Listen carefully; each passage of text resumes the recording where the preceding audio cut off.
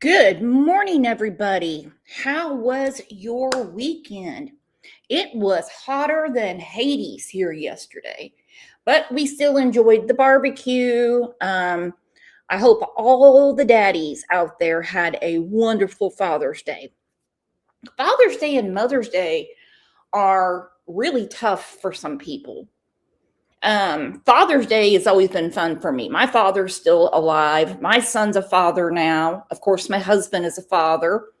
OJ thinks he is because every time we have a holiday, he thinks it's about him. So, anyhow, Mother's Day is the one that it's hard for me because, well, my mom is no longer here. So, I hope everybody had a great day. I hope the weather cooperated.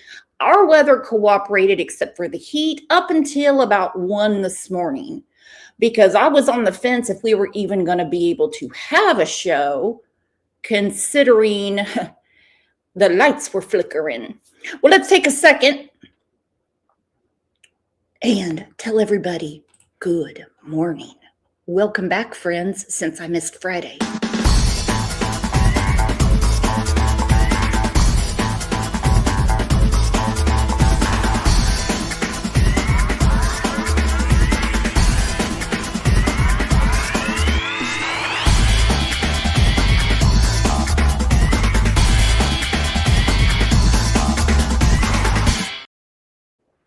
Woo! Look at that. Wicked said, good luck tonight, Brooks, on the College World Series, pulling for the SEC. I'm assuming OU's in it. I haven't been keeping up. I don't really follow baseball that much. I'm just getting who's in it. This I need to know. Because, every time we go to a bowl game in the last, I can't tell you how many years, we choke. Oh, OU versus North Carolina. Well, Boomer Sooner, for sure. Well, we are live and shit. Yes, we are, my friends. And there's a lot going on. Telling you right now, there is a lot going on. Let's start with a very cryptic message supposedly Dawn put out the other day, and let's go through it together, shall we? Since we're live and shit. Okay, June 18th. You were God's before you each were ours. God loves you. We love you. One day we will show each of you all the pictures we have of all the great times together before summer happened. Now, I posted this and a lot of you caught that right off the bat and said, what do you mean before summer happened? So many people are praying for each of you. So the only hands we trust are God's, and he knows exactly how to watch over you, Josie, Wyatt, Waylon, and Summer. Okay. Every time we start failing in hope, God does something to encourage us, letting us know he has you in his care. All the wells from here to other states think of you daily and hourly. Remember us in your prayers. Know that we have never stopped looking for summer and have never turned our back on you. We were forced to do some things by the people that took you from us, and we know they tried to tear us apart with things they made up. I'm assuming they're blaming CPS Tennessee. But the only thing that is true is our love for you and has never grown less. It has only grown more. God kept us together here when everyone literally tried to break us apart. In the same way, you are still here, always in our hearts. We know you boys are always young men. We are proud of you. We'll share stories someday. Love, Dad. And then there is one of my favorites when these things happen, an AI generated picture, okay? And it's watermarked Dawn Candace Wells. Woo! Woo!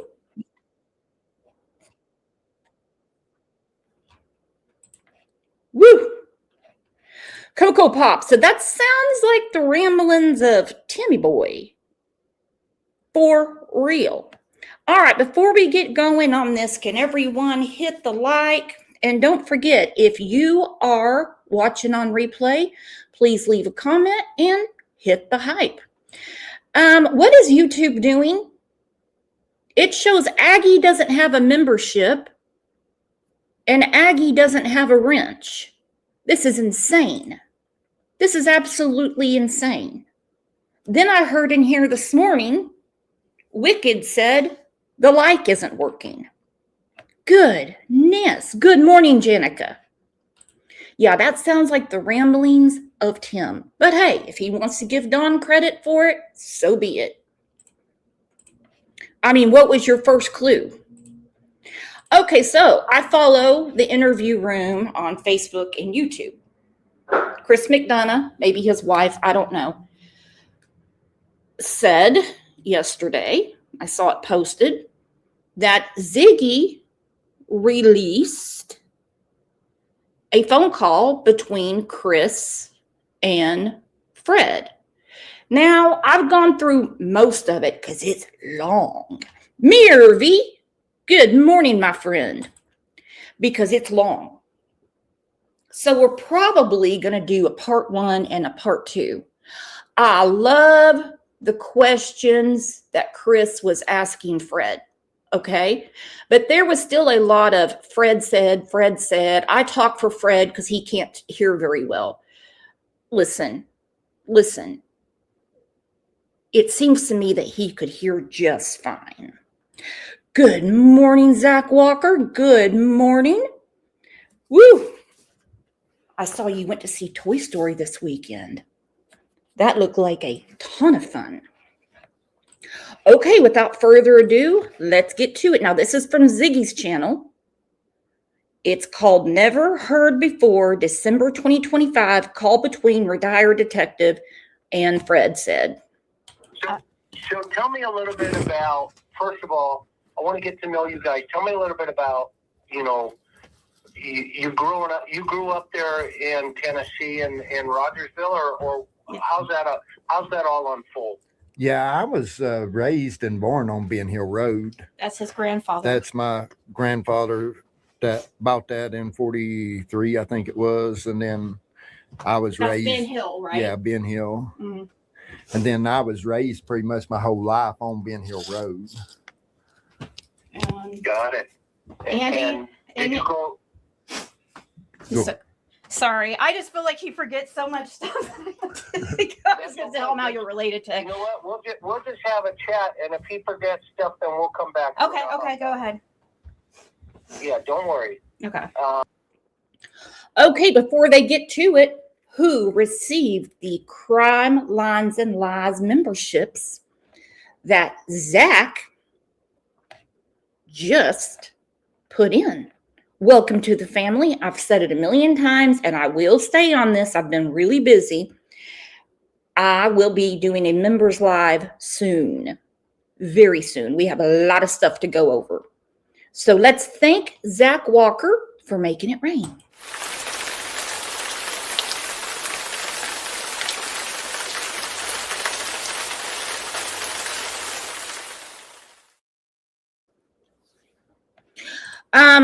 You can't be the historian when you weren't there. You just can't. So, I mean, if she needs to interpret because he can't hear very well, that's fine. But Chris got around all that, so that's okay. She's protective of her husband, is what people say. And so your grandfather owned that property up there? Yes, that where Ed Redmond owns now.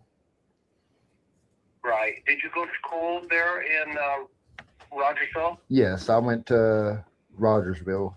I went to Kepler and then to Rogersville Middle and then to Cherokee High School. And then the last couple months of Cherokee High School, they transferred me to volunteer. Mm-hmm. Yeah. And they named that after the volunteer state, you think? I'm not for sure what they named it after, to be honest. So your family has pretty much been in that area for a very, very long time. Would Yes. that be accurate? Yes. Yeah. Yeah, And my you have dad. brothers, sisters? Yeah, I've got I've got two older sisters. One who we think could be involved, but anyways, that might come out later. Yeah. Also, he's related to Andy Bernard. Very curious. And I'm sure one of you know because you guys are smart and you follow a lot of other channels and a lot of things. Which one of Fred's sisters is Ziggy saying she thinks might be involved? Or she said they think might be involved? Inquiring minds want to know. Like now. All that you're. Well, Andy is related to me through my dad's side. Mm-hmm. And yeah. And what's that connection, brother? His grandmother is my dad's sister. Okay, got it. So your father, his grandmother are brothers and sisters. And so that makes him, what, a second cousin, first cousin? Second, I think it is. Yeah. And then where did Andy grow up? Also on video. He mostly growed up on Ben Hill Road up until he got of age, and then I don't really know where he went from there. He was on 125, wasn't he? Yeah, he lived at 125 with Fleta for most of his life.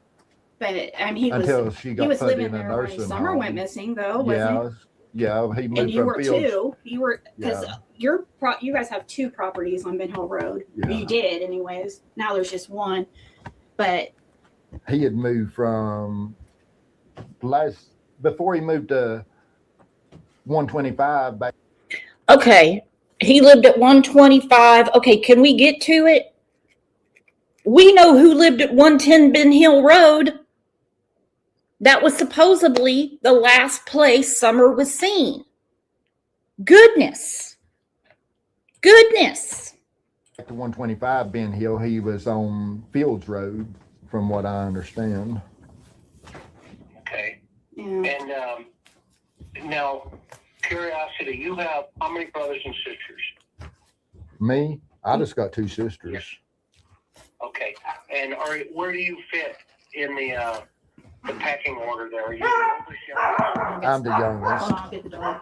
The youngest. Yeah. Okay. There's 3-year difference in between all of us. Okay. How many years?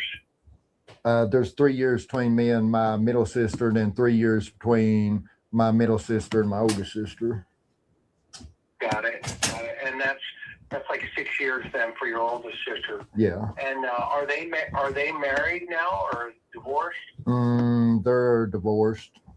Okay. But And where do their husbands live now? Do you know? Do what? their ex-husbands where they live. Your sister's husbands, do you know where they live now that they've been divorced? Virginia, I think. Okay. Yeah, both of my sisters' area up there, ex-husbands live in Virginia now. Got it. I'm just curious.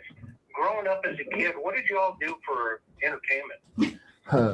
Just mostly I've always stayed out in the woods all the time. I'm either ginseng hunting or coon hunting or riding horses, mostly training horses. Does anyone just think, because I don't know these people. They have been invited to be here. Okay? I don't want anyone to get upset if they grab the link. Hopefully those days are over because this is their story. This is their interview. And I want to ask Ziggy, why does she interject? Is she afraid he might say something wrong? The reason I'm asking is because sometimes I do that for my husband. He kind of gets a quiet STFU. I'll answer this for you. Of course, I mean, I was raised up in a drug family kind of too, and they raised a lot of weed and stuff. So they had a lot of time, had me taking care of a lot of the crops and stuff. Ellie, can you grab the link? Because Ellie said Fred doesn't know sheet. Neither one of us are divorced. Woo! Woo! I'm going to put the link right there. I would love for you to come up. I'm just being honest about it. There ain't no need to No, lie. I know you are. I believe you, man. I'm not even questioning any of your thoughts here. And so you're like one of the horse whisperers. Should I get your autograph while I still got a chance? Yeah, I've always been a horse whisperer, that's for sure. Yeah. Okay, so you're good with animals, and then you kind of had, that area, right? People got to do what they got to do, but it seemed like that area is always been a drug area. There's nobody from that area that's not dealt in some type of drugs at one point in time. Even the officers and their family and stuff. Yeah. Very much so. And what kind of drugs though? The pot and what else? I'm confused how she knows this. And if you notice, Chris is ignoring her. He's not asking her anything. It's going in one ear and out the other. Good morning, True Crime Beat. Good morning. It was mostly pot and methamphetamine. Pot for the longest time. And back in like the late 2000s, about 2005 or something, the opiate epidemic come through and stuff, and a lot of people got to go into doctors, a lot of different places like Atlanta and Florida and stuff, getting scripts and stuff to sell and stuff. And then they actually, before that big drug bust and stuff happened on Beach Creek, they actually moved a doctor from Florida in on Beach Creek just to write scripts. They brought him in? Yeah, they moved him in a house on, he was next to Beach Creek Market. Who is it that moved him in? He moved into Rick Hill's house, which is a different set of hills than our set of hills. So, like the druggies, his connections. Okay, Ellie's making my job super easy. I absolutely adore this woman because she's just in here spitting facts because this is her life as well. She already said he doesn't know. Neither of us are divorced, and she doesn't mean Fred.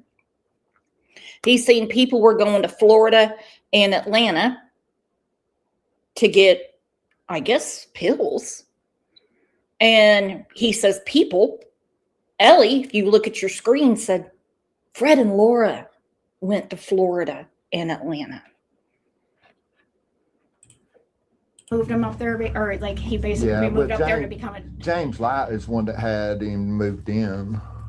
The one that he went got down trouble, as right? Kingpin. Yeah, he got in trouble and stuff. Yeah, they was like 48 or something went down over that. That's that big one that everybody talks about in 2009 or 11. The one that Jody tried to say that she had shut down or whatever. Yeah, she was actually, her and Andy were actually, they ended up talking. About that. Okay. So were they taking credit for that? Well, Jody was trying to take got credit arrested. for it. Okay. But so I have a question on.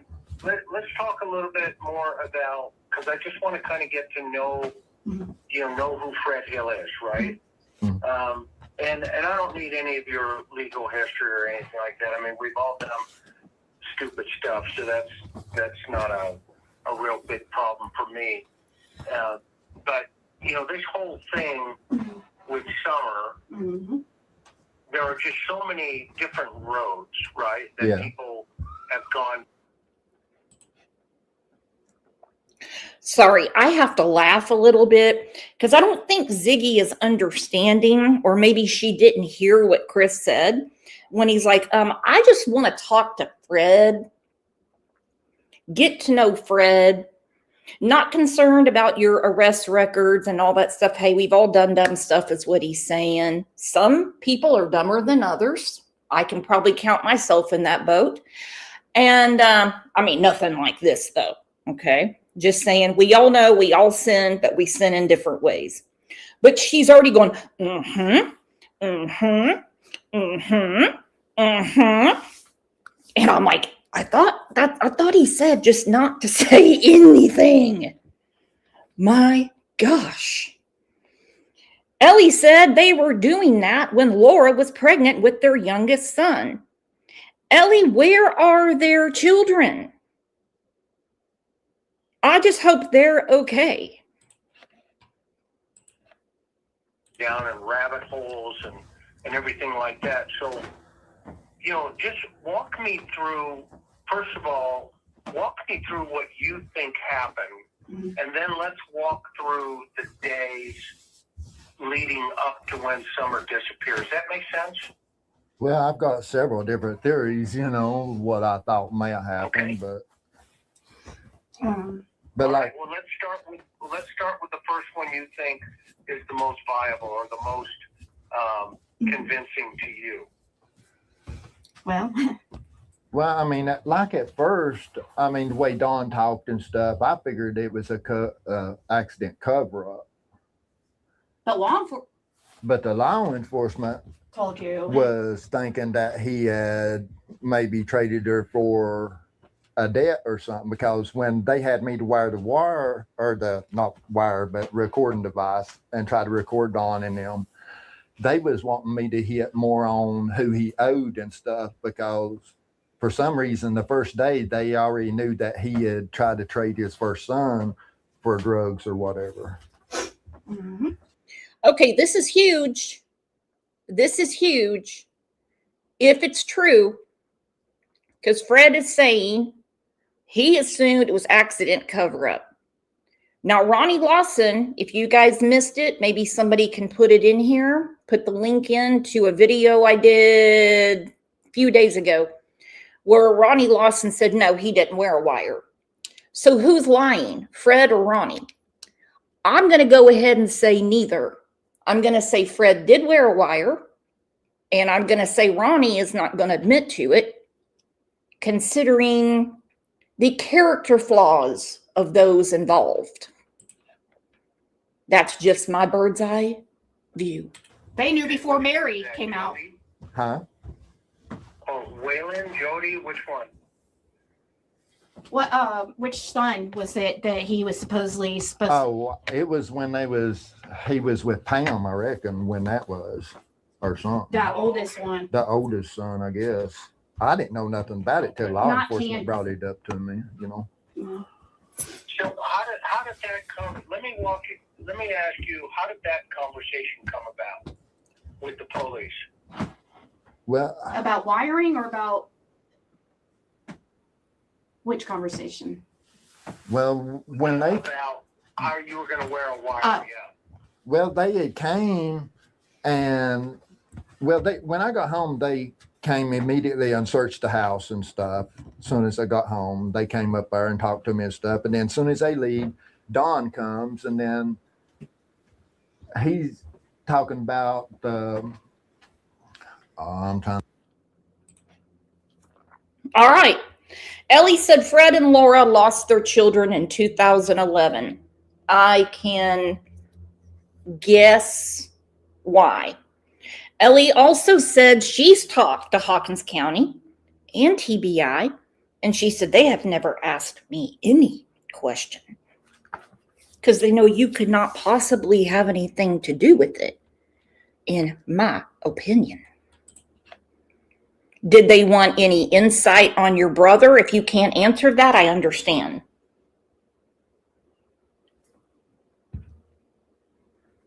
I think. Resurrection. Yeah, the resurrection and stuff, and the Romans and all that, and it was just weird. And then after he leaves, they come up there and stuff and got to talking and stuff, and then they're like, well, we done know that he's tried to trade his first son for drugs in the past, and they was so convinced that he probably, way they talked, he most likely done that again. And they asked me if I would be willing to take and go down there and try to record and try to talk to him and stuff, and to see who he may have owed or anything like that, which I agreed to. But the first day they wanted me to go down there. They just wanted me to go down there and turn the device on and stuff and just stand around where Andy and all of them was standing around at the bottom of the driveway just to get what people was talking about in general, to see if they could pull anything off of what the conversations that people was saying was. And what do you remember about those conversations? Oh, Lord. Well, where do you start? Well, My goodness. First off, who is Julie? Who is Julie? I mean, I'm today's years old that I ever heard about a Julie. Julie is Fred's oldest sister. Oh. Well, maybe Ellie can tell us. Ellie, do you know where Julie was? June 15th, 2021? He just said his sisters live in Virginia. So this is extremely interesting. Extremely interesting. This is almost reminiscent of when Chris McDonough was talking to Hunter, and he had to keep telling Allie, I need to hear from him. I need to hear from him. Next thing you know, she's yelling at the neighbor. Candace is driving by. They're eating more Dominoes, drinking more Mountain Dew. Okay. Ellie. Julie is what Ziggy calls the good sister. She was on Ben Hill Road around 3 p.m. Who was Julie visiting on that day? Who?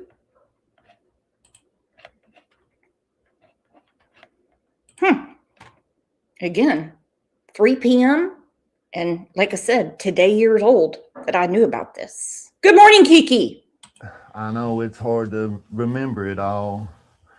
I just know the first day I went down there, I was standing there and it was Jody and Andy and standing there, and then their daughter come down there. And then No, that was the dream about date. the time the son come. Okay, Ellie said Julie went to see their parents. Okay, problem solved. Ellie, can I ask you something? Who, and I might already know this and have forgot, who told you that a little girl, Summer specifically, was missing from Ben Hill Road? Down there, he came down there to ask Jody where to hang the camera up at on the driveway. And then that's about time Don comes back in the holler and pulls up in his driveway, and he gets out and walks up to where we're standing and stuff. And then he's handing Andy some money that's folded up. I couldn't tell how much it was or nothing. But then while he was handing Andy that money, Damien was talking to Jody about where to put the camera up, and she was telling him where to put it up on like a big pine on the right-hand side of the driveway is like a third tree up or something. And then Don and Andy walks to Don's vehicle away from us where they're talking. And I couldn't get what they were saying or nothing, but I just thought it was weird that Don was worried about handing Andy money on the evening Summer went missing, Yeah. And Fred, what kind of car was Don driving? He was in the red Subaru. Okay, and what kind of car was Andy? Did he have access to? That day he was at Kia Soul. Kia Soul. What color was that? Kia Soul. Oh, the Soul? Yeah, the Silver Kia Soul. Okay, Soul one? Yeah. Like a square. The square. And then where was Andy parked? His car was parked at the bottom of the hill where them tires was across from his driveway. Okay. Was when. So he in Don's driveway? He walked down there to Don's car when Don pulled up and walked up there and handed him that money and stuff. Him and Don walked back to like the mailbox there at Don's driveway where Don had pulled in at. When Whose driveway were you guys standing at? I was standing at bottom of Andy's driveway when I was recording, because that's where everybody was standing. Yeah. Jody and Andy. Just be specific. Yeah. Okay. Because that's important. And where was Candace, if you know? I never seen Candace that day, period. On the 15th. On the 15th. Go ahead, man.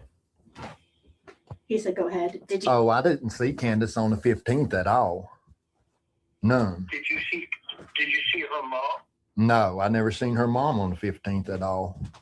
Only one I seen was Dawn and Andy and Jody and their daughter and son, which I seen Dawn that morning. Hold on. 3 o'clock seems to be the witching hour for this day. Where did the story come from that Candace was at Fred's roughly around 3? Laura has been telling that story for years, and Candace confirmed it. Fred's saying he never saw her that day, but he saw everybody else. Why did Dawn have to go see Fred? The hill is full of law enforcement. He goes to see Fred? Why? That's crazy. I'm getting a feeling. Like in Oh, between. yeah, that's important. That's important. It was between 8 and 9 o'clock that morning. He was at the bottom of the driveway in the red Subaru, like going out, getting ready to go out of the holler. And he had the 3 boys with him, because the oldest son was sitting in the passenger side, and then it appeared to be the 2 younger sons in the back seat. Mm-hmm. Okay. And that was around what time do you believe? That morning, it was, I just know it's between 8 and 9 o'clock that morning. I don't know a Pacific time on it. That's fine. Where did you see him from? Were you up at your property? Or No, I I was traveling out of the holler. I was going to go to Kingsport, to gas station, get some cigarettes that morning. And when I came out, he was at the bottom of the driveway there, like he was pulling out onto the road. Got it. Okay, that makes sense. Now, your house is above his or below his? I can't remember. It's way on past You're at his the very house. end of the holler, right? Mhm. Yes, I'm second to the end. Okay, so if I were to come down Don's driveway, I have to turn right to go up to your house. Mhm. Yes, Okay, so you're coming down the hill, and he's at the bottom of his driveway, Mhm. yes. and do you recall for sure that you believe at least one of the boys was with him, maybe all 3, or did you? Well, I could see 3 kids with him, and I could see that it was the oldest son that was sitting in the passenger side when I went by, because it was sitting on the side as I was approaching him, and I could see him good, but I could tell that there's 2 kids in the back, and I was assuming that they was the 2 younger sons. Now, Fred's memory is insanely good, Chris. So, I mean, in comparison to people I've talked to, it's crazy. Yeah, no problem, Jake. I mean, no problem. I believe you. Okay, that you see him and you see his 3. Now, remember, Fred and Ziggy have been invited to come up on, and if they want to talk, because we're obviously talking about their conversation that they had with Chris. And just let's not get upset, but someone is on here. And just remember, his sister is in here too, and probably his other sister is listening. And they don't have anything to lie about. Good morning, Angel P. Kids in the car with him, and did you pass him or did you let him turn in and make the the turn onto the road on Ben Hill? No, when I was coming out to go to the when I was coming out from my house, coming out of the holler towards Don's driveway, past Andy's driveway, when I topped that hill, I'd seen him already at the mailbox like he was getting ready to pull out. So he just sat there until I passed. And then I went on to the stop sign, turned right, and he had pulled out like he was going towards the stop sign and stuff. And that was the last time I seen him. You know, I seen him in the rearview mirror as he was coming on out behind me. Okay, so it was just a regular day. Yeah. And you didn't think any, would it be fair to say you didn't think anything of it? No, I didn't think nothing of it. Okay, At that makes time. sense. And now so you weren't, when he got to the end of the Ben Hill there, you turned right, and do you know what direction he turned? I'm not for sure which direction he turned. When I turned right, I just went on towards Kingsport. He went right. When I got to the stop sign to turn right on Beach Creek, he was just coming across that tile as you first go in Ben Hill, as I could tell in the rearview mirror. So, Tell him about that car that was sitting there, the white HHR.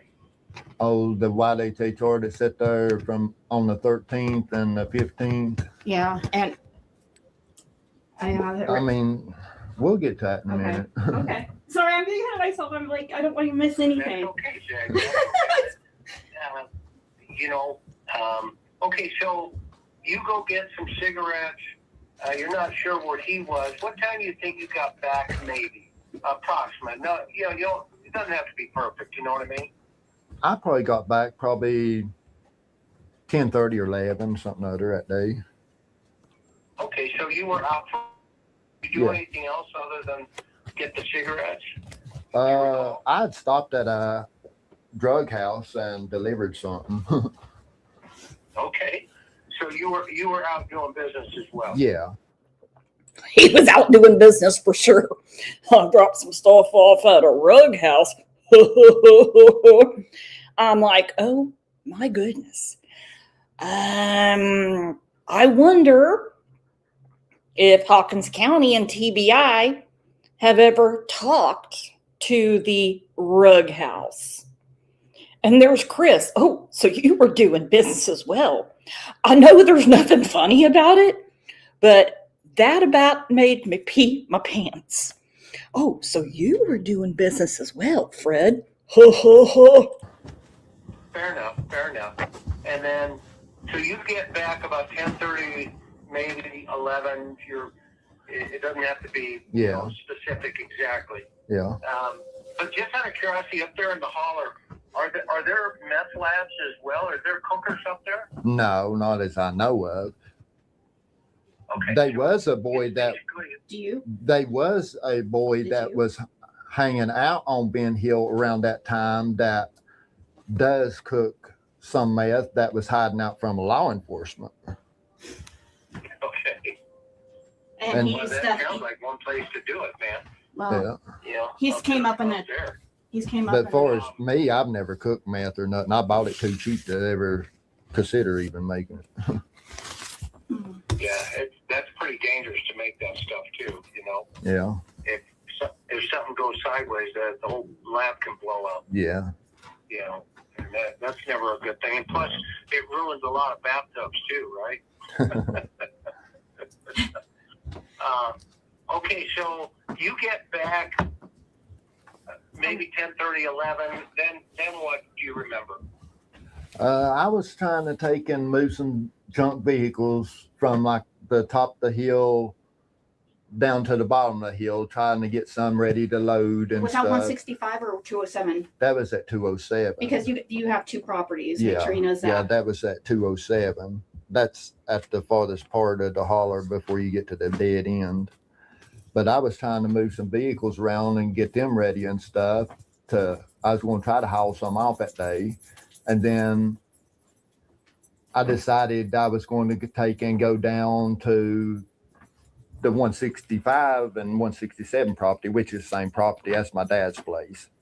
And I had a Escort sitting along the road there that I was going to try to load first and take on off. But before I get before I leave 207, there's a blue GMC Canyon that came in with dark tinted windows, and it went up to Ed Redmond's. That's the next drop as far as you can go in the holler before the gate.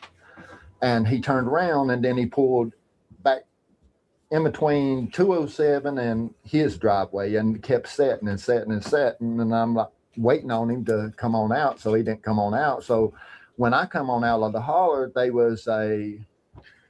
here's a funny looking blue, kind of an aqua blue Nissan car that was coming in that it was a young girl in it that had Mississippi tag on it.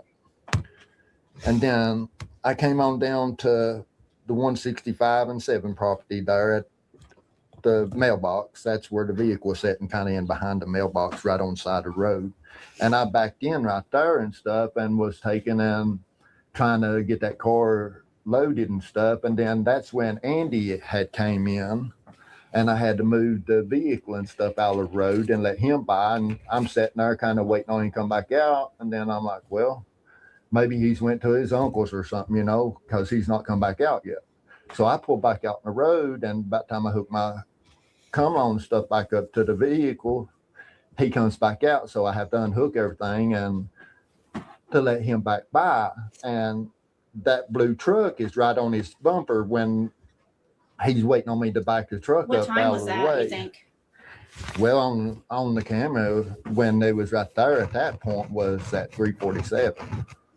Mm-hmm. At 3:47 in the afternoon. Yes. Okay. Now, when you say you were loading up, what are you driving, like some kind of tow truck or a forklift? What are you doing to move? No, I had a yellow Nissan Frontier with a 16-foot trailer behind it, flatbed trailer. And so would you load them up at your property and bring them down to the bottom? Look at Angel P. She's been a member for 53 months. My goodness. Yeah, let's see those landmarks. And then who would pick them up from there? Oh, I would always haul them myself once I took and loaded them. I always hauled all mine myself. Okay. And where would you haul it to, my friend? Hilltop Auto in Kingsport. Okay. But you didn't go that day. Okay. Okay, I understand. So that's like 3:47 Yeah. in the afternoon. What kind of vehicle is Andy driving at that point? Is he still in the Kia? Yes, the silver Kia. Maybe Ellie knows. Ellie, was it common for your brother to haul a lot of cars? Because he does a sale at a rug house. He had a delivery. Then he has to haul cars. He claims to Chris McDonough he didn't see Candace that day. Candace says she was there. Laura said she was there. And I don't want to talk to nasty ass Chad Arnold. Chad Arnold has said, yeah, he saw Candace. Stacy, thank you so much for supporting the channel. You're a doll. Okay, so he's still in the silver Kia. Yeah. Do you see Dawn at any time from when you got back from grabbing the cigarettes to you loading the cars and stuff? Do you see Dawn anytime in that time frame? No, I didn't. Okay, and so it's 3:47. Have you seen him up to that point? Police wanted to know about that dark blue. They were really interested in that dark blue truck too. Yeah. Yeah, the law enforcement act really interested in that dark blue truck. But see, the windows was so tinted dark, I couldn't see in to see who it was or nothing. Had you ever seen that truck before? No. Okay. Ellie said Fred was a scrapper. Okay. Where does he get the cars?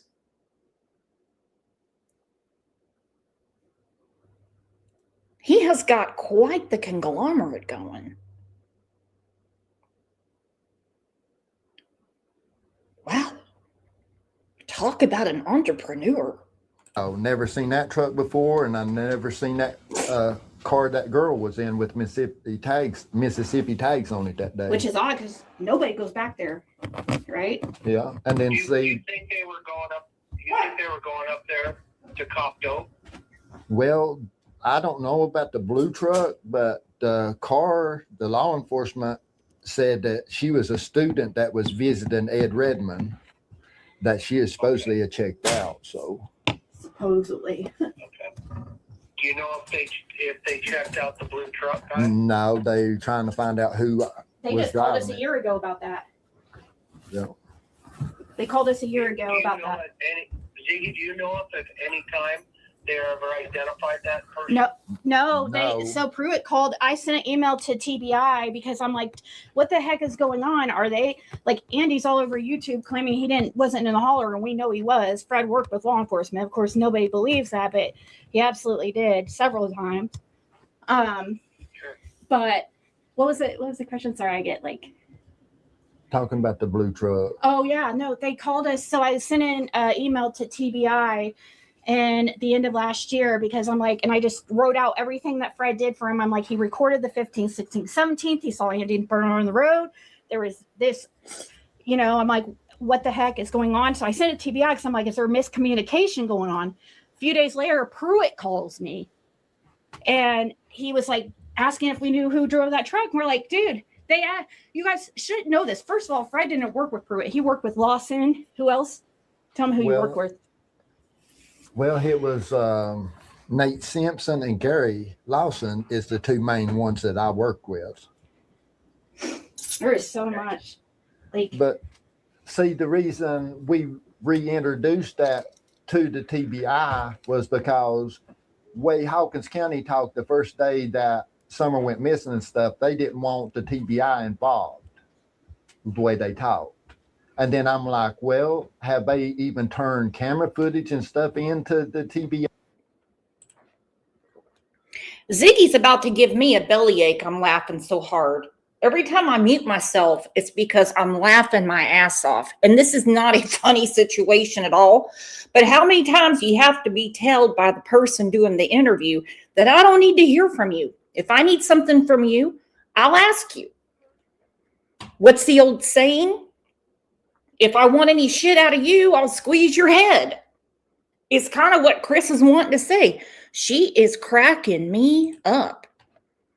And Your stuff, I started recordings? questioning that in my head.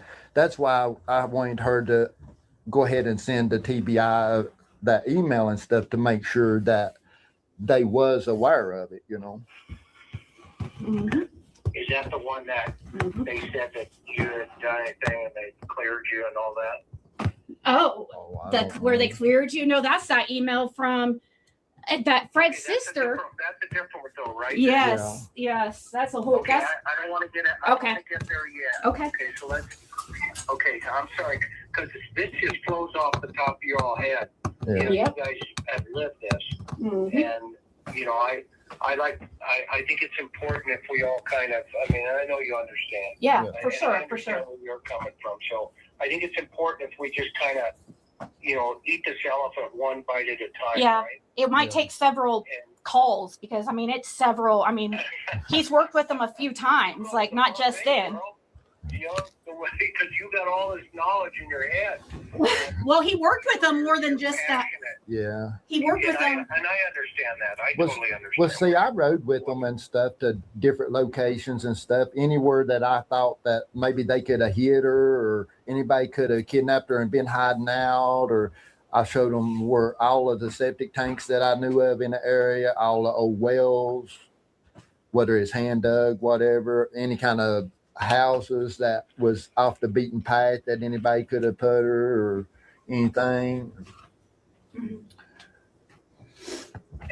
you walked with the authorities and showed them all this stuff. Yes. Well, rode with them. Well, I rode with them, then we walked a lot of it, yes. Okay, got it. Fair enough. And so let's go to the day before Summer went missing. Was there anything unusual about that day on the 14th? Well, I slept all day that day. I didn't even leave the holler. I didn't even I didn't even know nothing about Jackie Dobbs even being in the holler or nothing on the 14th. Okay. And who's Jackie Dobbs? He was supposedly the one that bought that property across from Don's driveway. Oh, yeah. Okay, I remember him. The one that supposedly Jody and Andy and them run off on the 14th. Mm-hmm. Got it. And he's the one that had the van or the car up there. He bought the property and they didn't want him up there, right? Yeah, something like that. Yeah. Isn't that the one that Jody Sue complained about on a YouTube channel one time? Oh, Yeah. Yeah, that's the same one that they supposed to have been looking for on the night of the 14th or whatever, riding around looking for or whatever. Okay. So on the 15th, you 13th. really come in. Sherry said, "Thank you. I accept all blessings. Someone bless me. I need it worse than you know." This when you see Don at the bottom of the hill in the morning when you're going to get cigarettes, right? 14th. Yes. Except also the 13th. Well, the 13th, there was an odd vehicle that was sitting at Simpson Loop, that's straight across from the bottom shed. It was a white HHR. It sat there most of the day on the 13th because I was in that little holler quite a bit that day. But I didn't see nothing suspicious other than that car there that day. But you saw that. And then see, I seen it. And see, on the 15th, I seen it when I went out to get cigarettes that morning. It was still sitting around down there at that across from a shed at Simpson Loop. Never seen it again. And then I never seen that car again after that. What kind of car was it? What color? It's a white HHR, Chevy HHR. Or what year around? I don't even know. You're pretty good. You're pretty good with Yeah. cars, I can tell. I just know that what style it was and stuff. That is white HHR. But far as year, I've never fooled with them that much to even know what years they are of them. And I is just that know a it was sedan? that body style, you know. Yeah, yeah. Is that a sedan four-door? Off topic, what are these gifts you guys are sending? They're like coins. Interesting. Very cool. New to me. I'm learning all kinds of stuff today. I've been a learning mofo for several days. My goodness. Here's something new every day. This is the first time I've heard about Julie. And now we got coins. Two-door? It appeared to be like a 4-door. Okay. The one you saw, what did it look like? A 4-door. You didn't. You turned right instead of going Yeah. right by it, so you didn't see it up close. See, when you come up to the stop sign that off at Ben Hill and Beach Creek, when you get up to the stop sign, if you look left, that's the first place you see is where you turn on Simpson Loop, and it was back then pointing towards the shed. It was back then kind of setting up again that bank lot. And that's the way it was on the 13th when I seen it. Is that Don's shed? Yeah, at the bottom at the Don Shed, that road straight across from it is Simpson Loop, and that's where it was backed in at. Okay, so it's across from where Don's shed is there at the bottom of the hill. Yes. Okay. What's that shed used for anyway? Do you know? I have no idea. Tell them what you saw back in the day, though. Well, I mean, when Don first introduced himself to Beach Creek and stuff, they had put a single wide trailer up and was advertising sex for sale and stuff on a 4x8 sheet of plywood when him and Pam was still together. Really? Mhm. Back in the day? Yeah. Well, like, how long ago was that? It's been probably 20 something. 15? Radio gods, why do people need that many cameras? You know, I asked that in the Cash Gurdon case because Marnica Sherrard had a ton of cameras. And like I said, we learn something new every day. And I was told it's common for rug people because they're very, very paranoid. Mounts was reading my mind and read my mind. because they paranoid about who's coming. So, how did Don end up there in the holler? Do you know? I have no idea. Tell them that they had to get a pastor to get that shut down and stuff too. So there is. Law enforcement didn't even really do nothing about it. No, Orville Dolan, which was a pastor, he took and got it finally shut down somehow, and got the signs and stuff. A little brothel? Was it what? A little brothel, what did you see? An ex-house? Well, they had that trailer set up there, and then they had like a 4x8 sheet of plywood. Did you ever walk up there? No, I never walked up there. You could just see it driving Didn't by. know if you because wanted it's right to on the edge partake of the in the road. services, or I'm I just was kidding. young at that time, but anyway, Not that young, because no, I know that, but he just had a price of anything you wanted just listed. Hey, Sherry, can you put in chat who you think took your plywood sign? Are you saying you put a plywood sign up? Or are you making a joke about them talking about plywood signs? Would love to know. On it, just like you would pull up at Pal's drive-thru or whatever with the sign there with whatever, and then the price. and you saw people. Yeah, no, it's right there. You wouldn't think it would be possible, like that. But how long did that go on? Do you think? About a month. Okay. Okay, so let's go back to the day Summer disappeared. Okay. Ziggy, let Fred tell me the story on this one. Are you okay with that? Yeah, I'm gonna stay quiet. I want you to hear it from his words, so I'm trying. Yes, ma'am. No problem. No problem. You're a good help, by the way. Sorry, I'm trying, Chris. I'm trying. No, I understand. You're good. So, Fred, walk me through what you remember about that day in your own words. And take me up to when the police show up. Just kind of like like it's just you and I were sipping tea on the front porch. Well, I mean, overall, it seemed to be a pretty normal day until I came back, and the holler was shut down and stuff. I like that truck and stuff. I had never seen it and stuff, but other than that and that car, and of course they had all them tree trimmers in there that day and stuff too. But overall, it seemed like just about a normal day, really. Okay. And so you said when you got back, the holler was shut down. Yeah. Was she already missing? Yes. Okay. So what time did you leave again? Okay. That's what I was going to get back to. When after Andy and stuff, I moved the truck and stuff for Andy and stuff. Then it's almost too late for me to even, if I even had a vehicle loaded, that I would be pushing it to make it to the crusher at the time. So I decided just to take and unhook the trailer and stuff. And then we leave out of the holler to go towards Kingsport.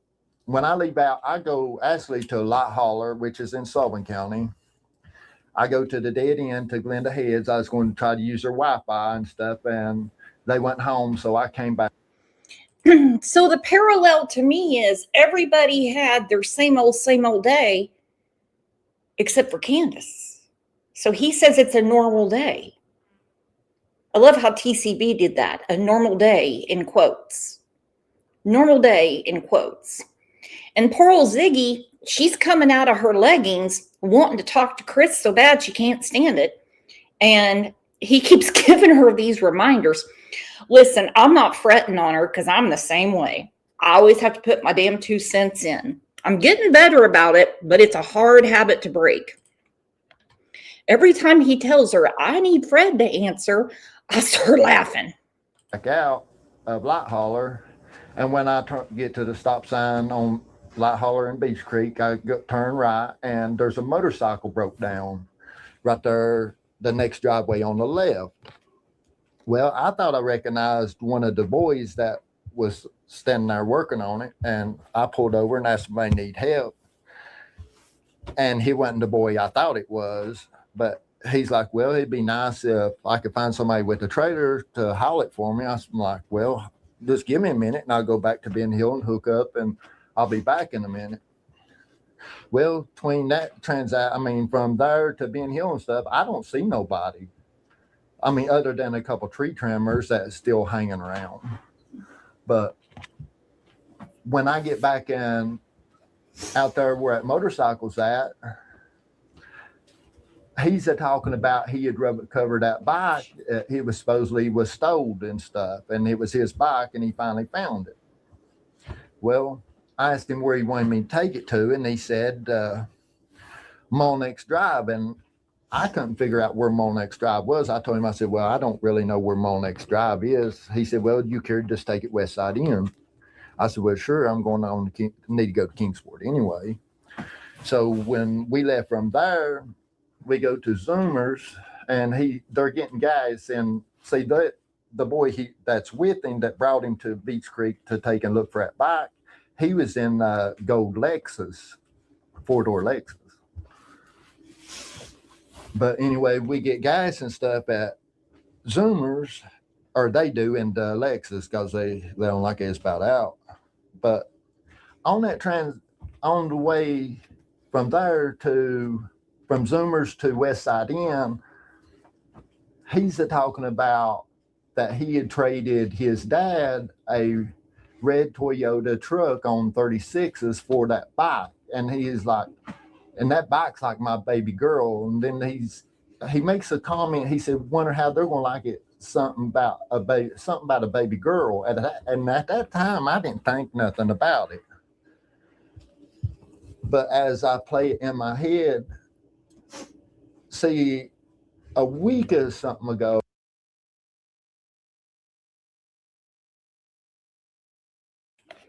Now let's talk about B's comment, because I missed Glenda saying in Ryan's interview that they didn't even have Wi-Fi.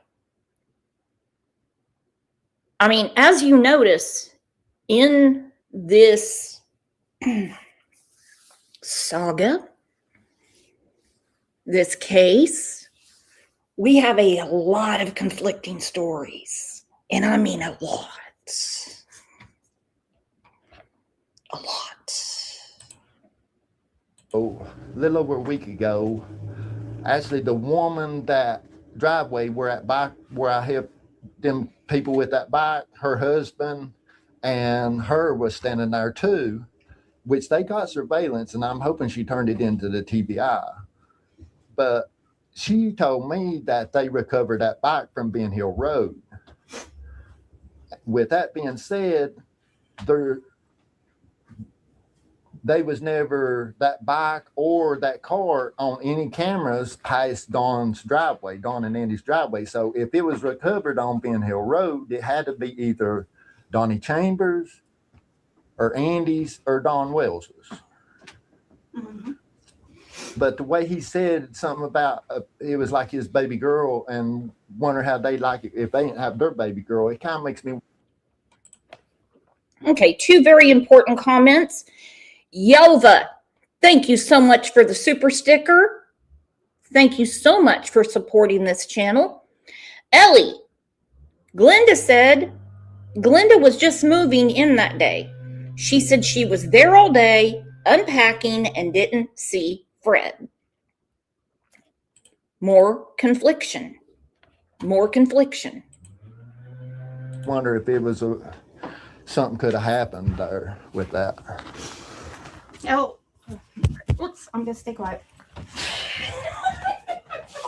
Okay, hang on. I'm not going to say anything. And we'll come back to it, okay? Okay, so where do you go? You help them? Yeah. And then what do you do? Yeah, I take in, once they load the bike and stuff, I take it, we stop at Zoomer's, and then I take it to West Side Inn. And when we get to West Side Inn, I pull up right in front of the office, and then they unload the bike and stuff off the trailer. Him and the boy in the gold Lexus, they unload the bike, and then they push the bike in between the office and the pool, there's a pool behind the office, and then they push it down the sidewalk there into the third room on the left is where they put the bike. Okay, then what happened? Then after that, I left and I went back to Zoomers to get gas. I was at roughly 5:30, 5:35 or something, and that's when I seen Andy again at Zoomers getting gas. Okay. And then when I leave Zoomers, I go to deliver some stuff and at a house and hung out there for a little bit, not too long. And then when I left there, I came back towards Beach Creek and I stopped on Lone Star Road at another place that a lot of people gathers in that was waiting on me to deliver some stuff. And I actually picked up a bike there of Brandon Clark's. He was wanting me to take and work on a bike for him. And I said, well, since I've got the trailer here, just go ahead and load it. And then they loaded it and stuff. And then when I left there, I came on towards Ben Hill. I come down Lone Star and turned on Beach Creek. And then about half a mile before I get to Ben Hill, there's some people flags me down at a house there, which is Mendenhall and Conk's house. Anyway, they flagged me down and tell me that there's a little girl missing, but they didn't say whose little girl or whatever. They said they had the Ben Hill shut down. They told me if I had any dope on me or whatever, I might or be careful. And then when I took and pull out from there, I pull up to Ben Hill Road, and I put up the wrong comment. I'm sorry. Carrie G, where is Zoomers at? Somebody was in here before saying it, and I can't remember geographically how far it is from Ben Hill Road. Do my eyes deceive me, or is Jude in here? What up, Jude? I'm glad Fred's talking to Chris McDonough. I'm having to sit out on Beach Creek before they would, because the way it was when, at that time, it was done shut down because she was done missing, and they had vehicles everywhere. The whole holler was packed full of vehicles up through there. But the first person that came up and talked to me when I was sitting there, when I first pulled up the Ben Hill Road, George Bernard come up to me and talked to me for a minute. He said he thought it was my daughter that went missing and stuff. And I hadn't seen George on Ben Hill Road since he had got married and moved off from 125. Which is Okay.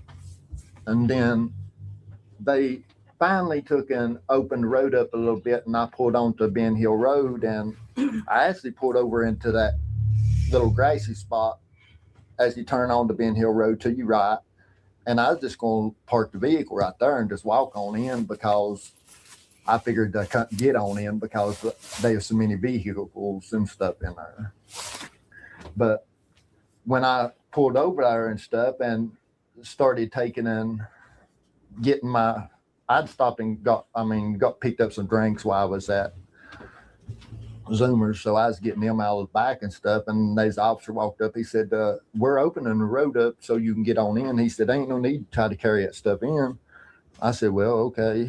And at that time, they already got 3 dogs out there searching and stuff. When I pulled up, was back in the trailer and stuff over in the edge of that little old grassy spot on the right-hand side of Ben Hill Road as you turn on to Ben Hill Road there. They've got a dog in the road, like where the first creek is there as you go in Ben Hill. They had a dog walking it back and forward from Dawn's driveway to that tile. And then they had a dog below the tile in the creek going up down the creek. And then they had another dog above the tile going up down the creek when I got there. So they had 3, they were working 3 dogs. Yeah, they was working 3 dogs at that time. Okay. Did you see anybody you recognized? No, not really. Then what? Go ahead. Then what happened? And then they finally got the road. Okay, I think Chris missed this, or maybe he didn't. Maybe he just skipped over it. I want to know why, when Chris said, "Did you see anybody you recognize?" He said, "No." Pause. Not really. What do you mean, not really? Did you recognize somebody or not? Did you? Road opened up and enough for they got the cars pulled over to the sides enough that where I could get through and stuff. And then I went on home, and then that's when they came on up there and stuff and asked to go look in the camper and first one thing another, and was asking this who I'd seen on around and stuff, and if anything in the area that looked suspicious, anything that day. And which I told them just what I told you, about the blue truck and Andy and stuff, who I'd actually seen on the road myself during that time. And then During what time, Fred? Haha, Jude. I just got a text message asking me this question. Thank you for answering it. Woo! Woo! You guys are on it. She said, "I'm thinking Zoomers was towards Bulls Gap on Andrew Johnson Highway." Oh, okay. It was a busy place that day. well, just during the whole day, they was just asking they actually was asking who I may have seen that days prior to that in there and stuff, and at that time. Okay, and then you make it home. What kind of vehicle were you driving again? I was driving a yellow 2000 Frontier extended cab. Oh, okay. Okay, is that the same vehicle that's on the video where Summer's dancing? No, that's a Xterra. Oh, okay. Okay, so it's a different vehicle. Yeah. So you don't. Yeah, mine was a truck. That was a SUV. Got it. Okay, Ellie answered the question, and I'm going to remember this time. Zoomers was in Kingsport near John B. Dennis Highway. I do remember Nana for Life telling me that. Good morning, Annette. Good morning. I never got an email from you, girlfriend. Okay. And whose exterior or Nissan was that? The one that was at the Wells's. In the video. Yeah. I was told it was Dudley's. I'm not for sure whose it really was. We found out it wasn't. Got it. Okay, so you make it home. The police come up to you. Mhm. Tell me about that contact. Well, I mean, they came up and just asked to look through the camper and stuff like that, and just questioning what I had seen or that day and days prior and stuff, and Mm.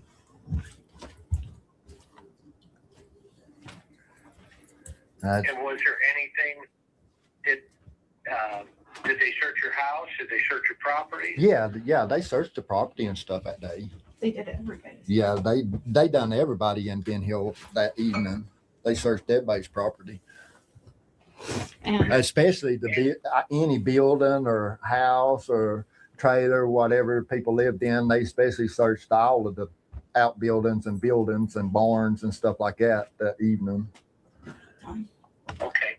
And what time do you first come in contact with either Andy or Dawn that evening on the 15th? After I got back to Ben Hill? Yes, sir. Don was the next one that he came to my house and stuff, and was just said that he had to get away from down there a little bit because I don't know why really, but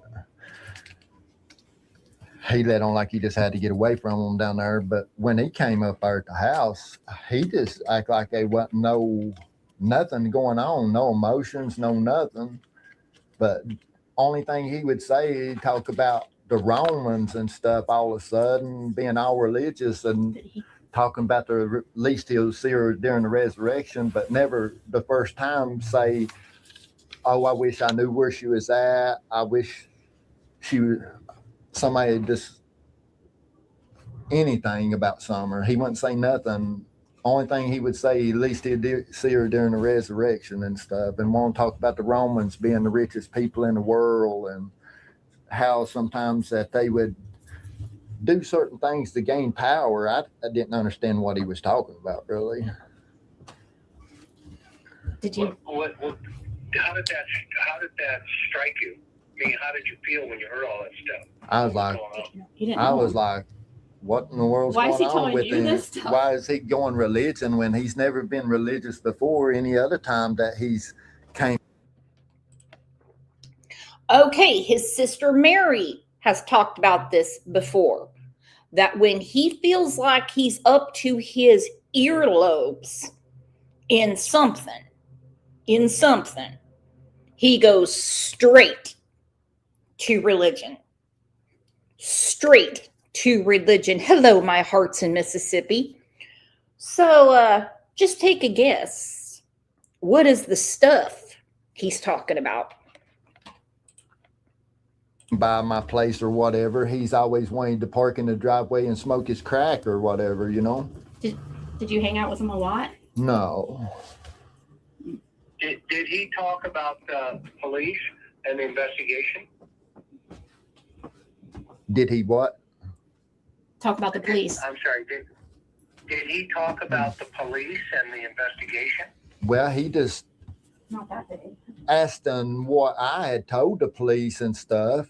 Asked if he was pretty much questioning me, asking me pretty much what I had seen, what I had told the police, and then even after that, he would come seem like a few hours and ask them if I thought anything else that I had told the police or whatever, and it was almost like he was trying to figure out what I knew or maybe had seen, just trying to pump me for information.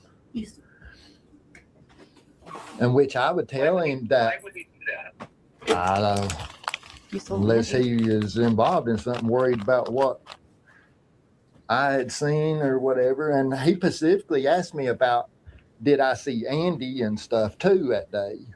Which was, I didn't think nothing about it at the time, but now I kind of wonder why he kind of mentioned if I had seen Andy or whatever, you know, when I seen Andy in the holler earlier that evening. Weird. And what did you tell him? Yeah, I told him, I said, yeah, I seen Andy and stuff. He came in, you know, and went back out. And did you tell him you saw him that morning? No, I didn't say nothing about seeing him to him that morning. To Dawn, I didn't say nothing about it. And what time do you think was the latest time he left your house that evening? Because you said he came in like a couple of different hours. Oh, after I got home and stuff and they were done searching for Summer, he probably come maybe 10, 15 times that whole night. What is the significance of Andy being on a road he lives on? Just asking a question. What is the significance of Andy, Jody, anyone being on a road they live on? Now, cars you don't recognize, that might be critical information. But what is the significance of Andy being on his own road? what's his name? Ryan Finds Truth spoke to Andy's employer. It may not have been Ryan, so don't quote me. That said, I've given his time cards over to the authorities. I don't understand. I just don't. God. I mean, he was just nonstop coming back. He'd leave for a few hours, then he'd be back. And then he'd hang around for like 10, 15 minutes, then he'd be gone back down there. Was he high? He appeared to be probably drinking. Okay. Was he walking or driving? He was driving a red Subaru every time. That's what he started. In the red Subaru. Huh? So he would pull up in the red Subaru. Yes. Do you know where his work truck was? No, I don't. And was Candace with him at any point? Not as I seen. I never seen Candace at all that day, or Grandis. Okay, so neither of them were with him. No. And okay, have you known Don for quite some time? It sounds like at least 20 years. Yeah, I've known of him, but far as really associated with him that much, probably talked to him maybe 15 times before Summer went missing, and the whole time he's lived down there. What's his reputation? Well, I mean, down there, nobody really talks about Don or nothing beforehand, Before Summer went missing, nobody had nothing bad to say or nothing about him or nothing. Well,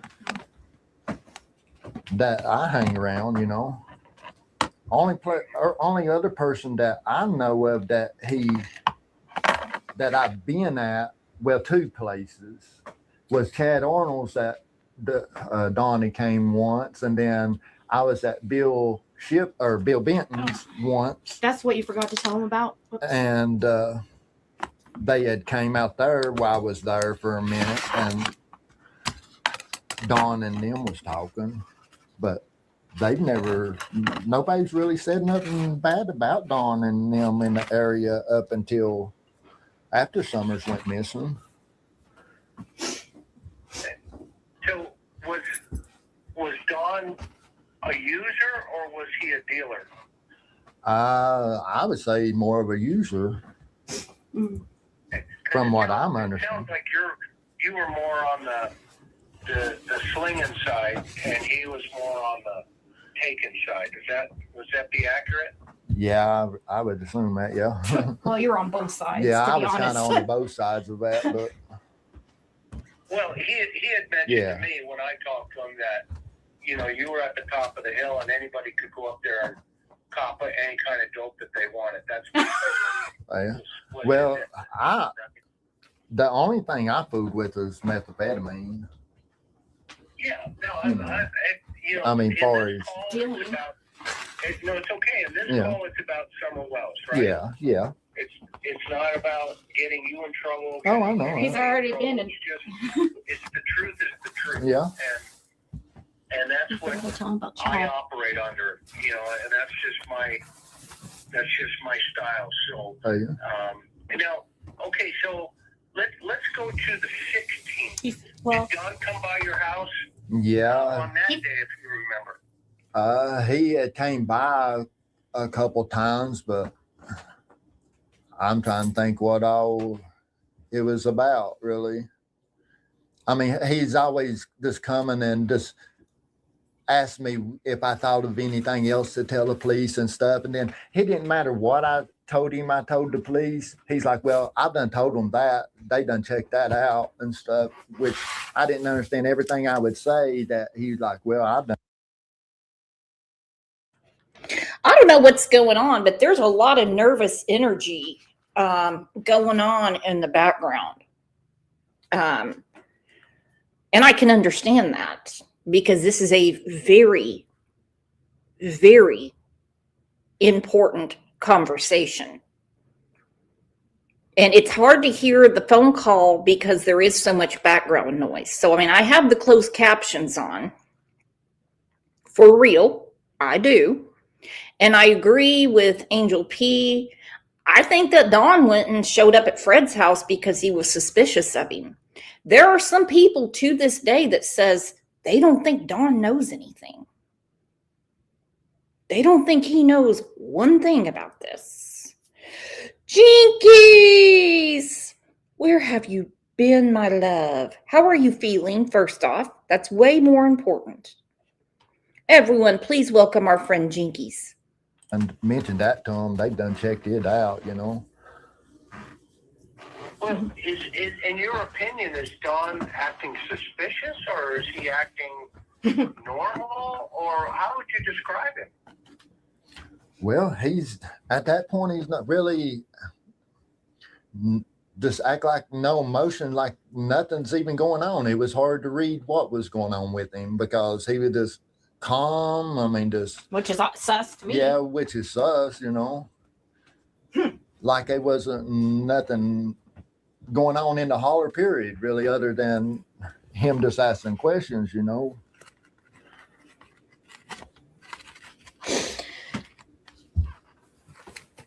But Did anybody else come by, like Andy or Jody Shue? to my house after someone went missing, no. But you, But now Chad Arnold he was there, came by. He must have come by when I was gone to try to haul that motorcycle for that boy. And then he's the one that seen Candace and stuff, and they're on camera too. Candace it showed Chad pulling in, and then I think someone's recollection of the day is on and off because Candace says that she went to Fred's house and she saw Fred and Chad and I believe Laura. Okay. Now he's saying it's just Chad and Candace. All right. The truth is in there somewhere. And hopefully, fingers crossed, the authorities have spoken to Chad Arnold because I hear he's not a real salt of the earth dude. showed Candace pulling in after that, a little like 5 or 10 minutes after he had pulled in. And but see, I didn't even know. How do you know this? How do you know this information? Because it was on camera. and Did you see the camera? Yeah, it was my camera that caught him on it. See, I didn't even know. Oh, I see. See, I didn't even know he police showed you had too. been there, or Candace had been there until the police the next day, I think it was, or next morning, was showing some pictures and stuff, and asking by certain people that was traveling on the road and stuff that day from the Thompson's camera. And then I'm like, well, I've got cameras too if you need any footage. At which I had 5 other cameras up and down the holler where I had put up just to see if law enforcement was traveling in and out because of watching me, you see. I love it. I But, love it. That's awesome. I mean, that's how we found out that Chad had been at my place, was because of the footage that was on my cameras and stuff. It showed him coming in and out on Thompson's camera, but far as knowing where he went, we didn't know until we actually pulled the footage and was looking at my camera and stuff. And Was the 16th the alcohol incident? no, that was Oh, okay. Exploited Innocence said Laura originally said she was with Fred when he left the holler and then went to Prayer Gardens channel and said she was home when Candace showed up. I know, I'm getting some confliction. Stacy has a question. Stacy says he didn't know Chad was there until he saw cameras. He said Chad told him the next day. I'm all kinds of confused, everybody, but this is a very confusing case. Gina said neighbors telling conflicting stories means someone is lying. Why hasn't anyone been charged with obstruction of justice at the very least? Your guess is as good as mine. So do you see Candace on that footage? Yeah, it showed her getting out of the way she pulled in at the bottom of 207. You could see her get out of the driver's side, and you couldn't tell that anybody else was in a vehicle or nothing. And then she walked out of the frame of the camera, like up my driveway. What kind of car is she driving? She was in Grandis's truck. Okay. And do you know if she was turning into her driveway, or where did you capture on film? Oh, she was pulling into the bottom of my driveway when she took and must have seen Chad there or something and stopped and was asking him about if he had seen some or something. Okay, so she was driving around. Did it look like she was looking for someone? Yeah, that was roughly 5:30 when that She was pretending anyways. Yeah. Okay,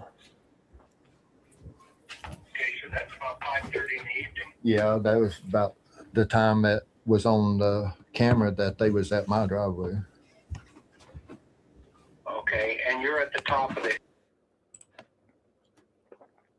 Okay, do I have some earwax going on, or do I have a comprehension problem? Why am I hearing so many different things? Was she walking or driving? Walking or driving? These are two very different things. We have a little girl missing. She's been missing for over 5 years. Everybody on that hill should have the exact same effing story. Everyone. Went to haul cars and they were closed. Came back. There you go. I was at work all day. Their stories have gone through quite an evolution over the years. No wonder, absolutely no wonder that Dan Armstrong, who I believe is a very weak DA, says things like this. This is a very complicated issue that has been made more complicated by the players in this drama. It has been made more complicated by the players in this drama. Woo! Woo! Woo! Woo! By the way, if you're in the bushes, come out and say hi and hit the like. Nicey Brooks, when was the 911 call, please? Around 6:30 p.m. Eastern time. You go on to Ben Hill Road and you pass Dawn's driveway, it's the next road on your right. You can only get to it by Ben Hill Yeah, Road. only through Ben Hill Road. And that's also, Andy was also seen on that road too. Yeah, But on you didn't, camera, but that's different. that was a speculation.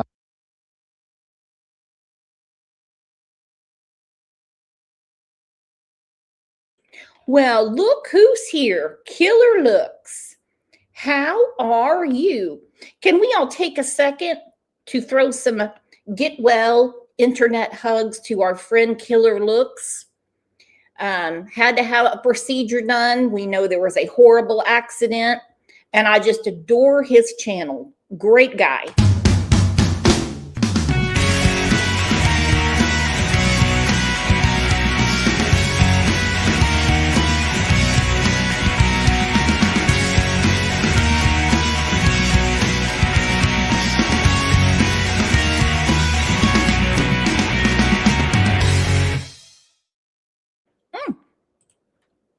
I don't know. Not speculation. I mean, I've not seen it with my own eyes. Right. But they said that he was on camera at 3:30 on that road. So 3:30.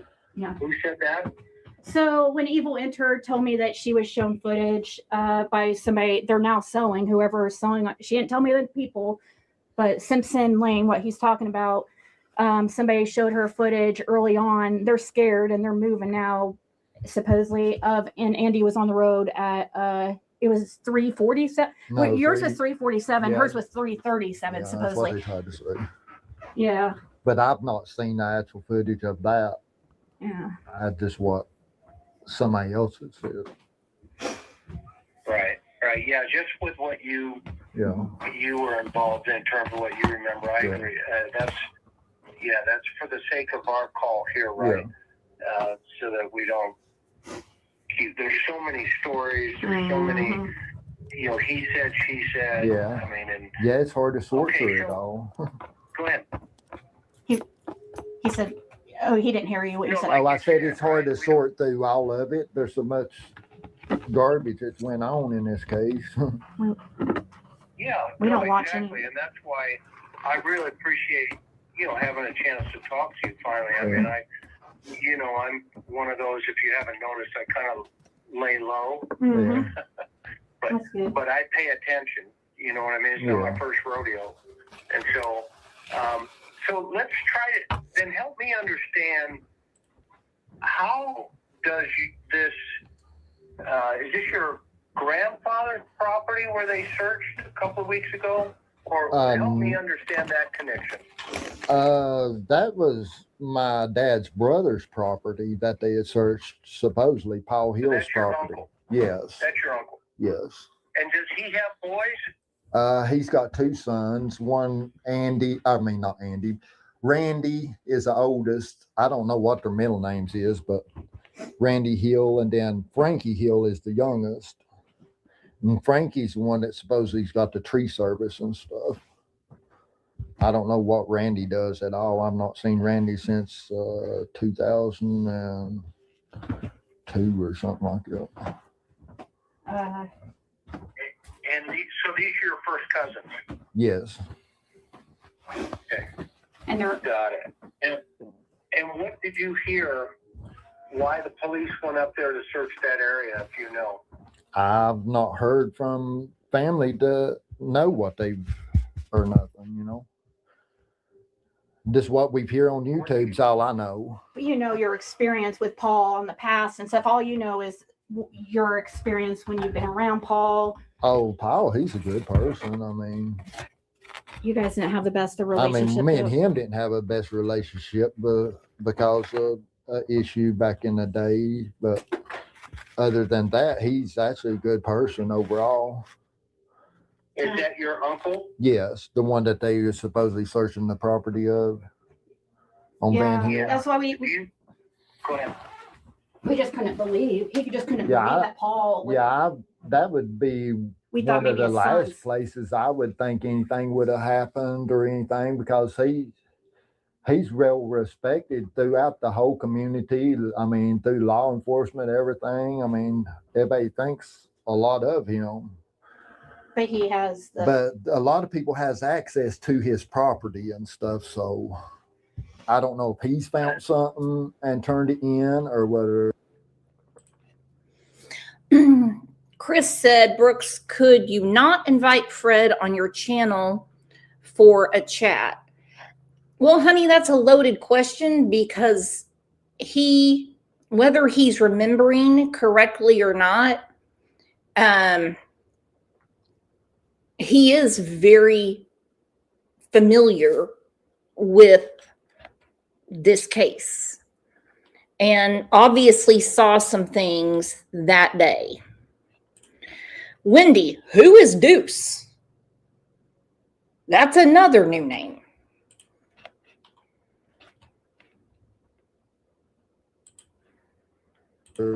What's happened there, His sons are in the drug game, though, I think, right? One of them. Frankie is somewhat. But... What's Frankie into? Last I'd heard, I mean, far as me knowing it for a fact, I don't. Andy claimed he saw Frankie. I forgot about that. But methamphetamine is. Methamphetamine. Go ahead. Yeah. This meth is all I've heard that he was on. As far as me actually seeing him do anything, I've not been around them boys since I was just a kid, really. like 19 or so. And what's Randy into? I don't know if Randy does any kind of dope or not, drugs or whatever. I don't even know where he works. I wouldn't even know what he looks like if I even seen him today. Are they friends with Dawn and Candace? Not that I know of, but see, before the Waleses and stuff built that house up there, I'm pretty sure that they had Paul to log that off and stuff. That's the only way I could figure that they may know each other. They had Paul to cut the timber and stuff off and grade the top of the hill and stuff off before they built that house. That's the only way I could figure that they may know each other.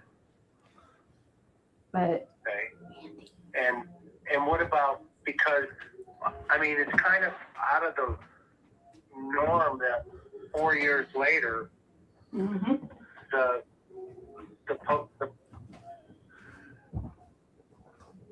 It's like 4 years later the police are Mm-hmm. searching up there on Van Hill. Yeah. Did you find that weird? Yeah, I did.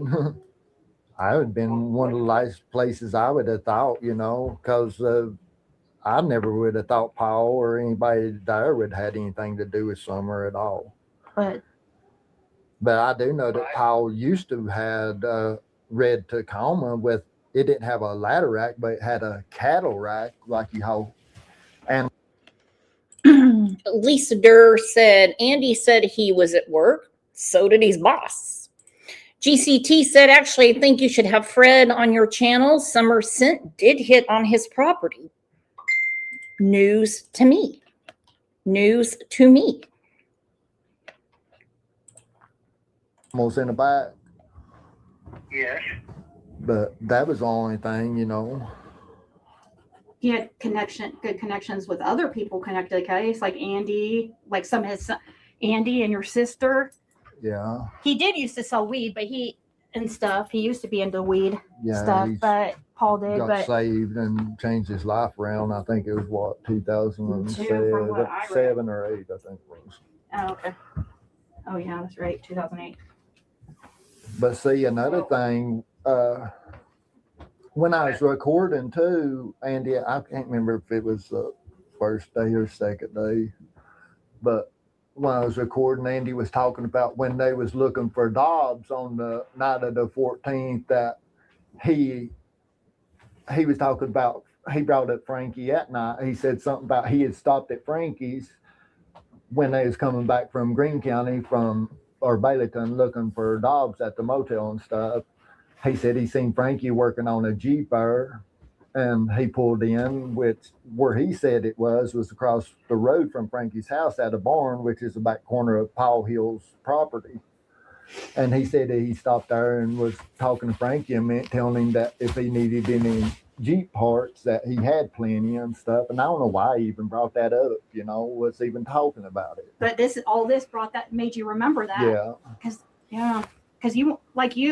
Chris, we didn't think we were very shocked about. Yeah, I was shocked about them even searching Baileyton or whatever. Mm. So Andy Bernard had a link Mm-hmm. to Paul Hill's property. Yeah. Mm-hmm.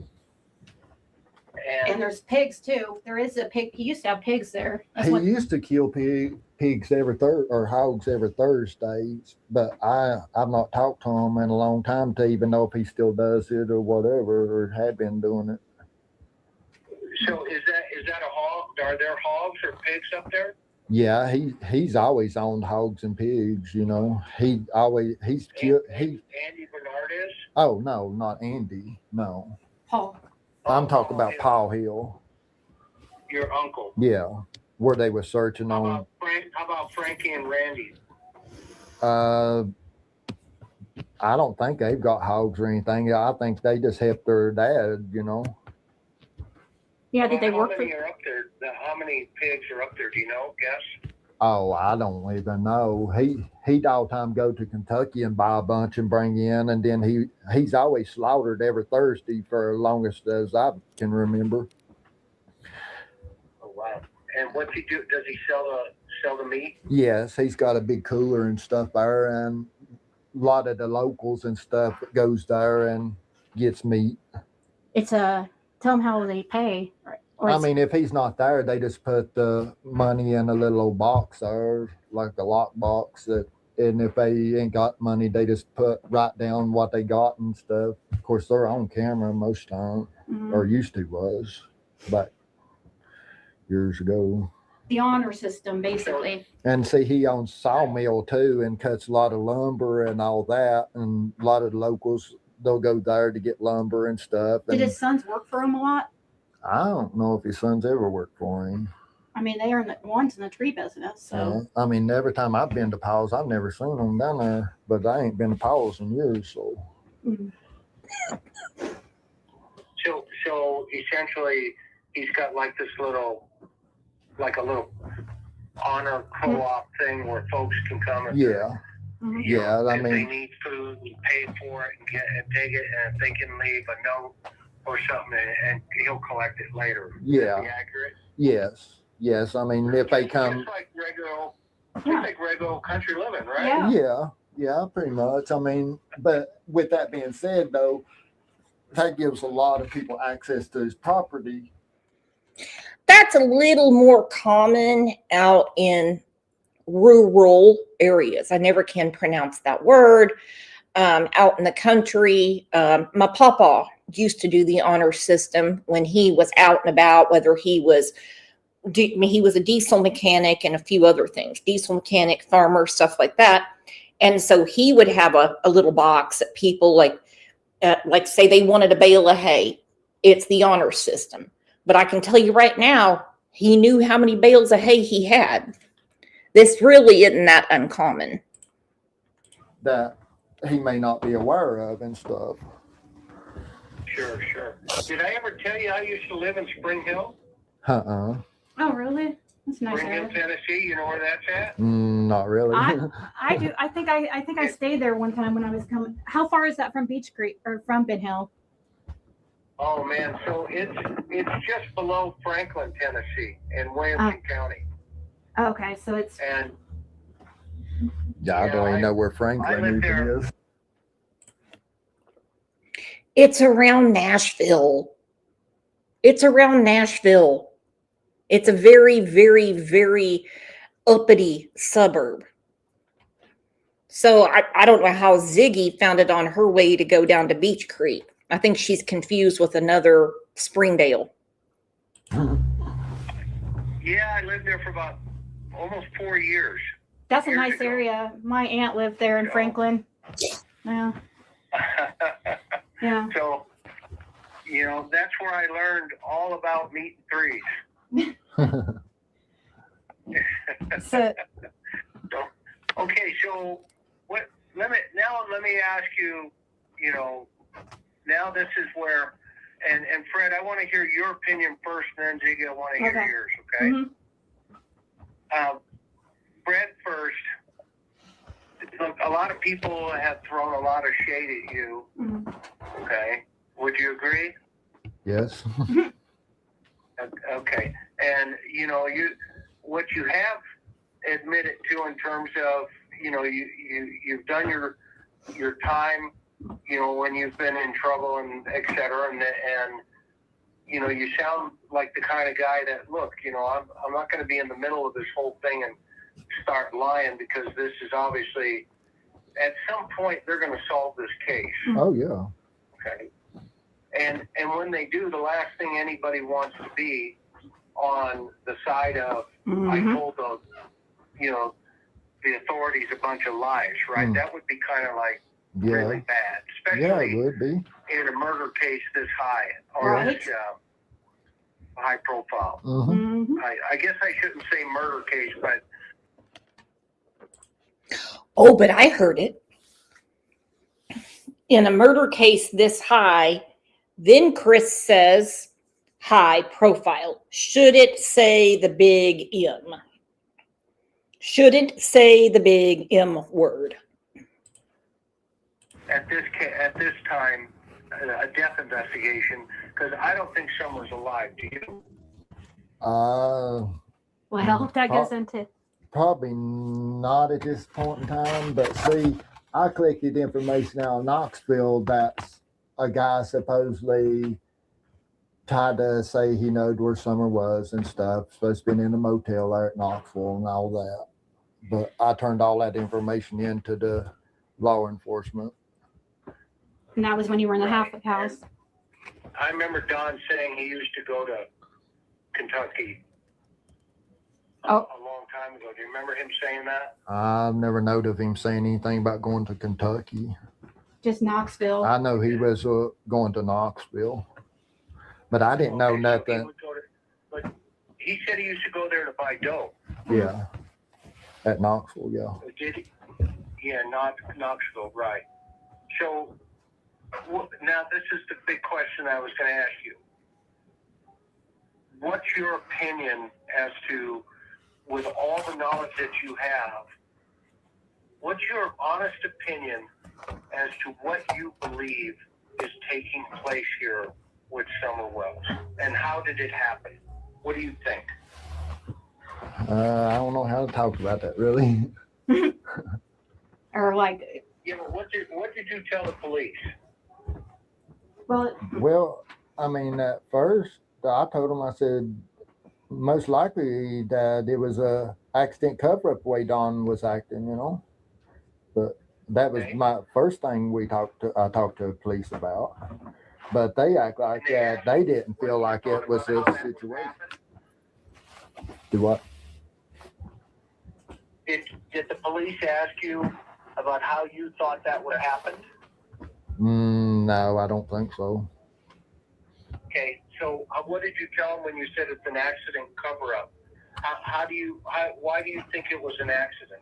Well, I mean, I just going by the way he was talking about seeing her during the resurrection. At least he'll get to her during the resurrection.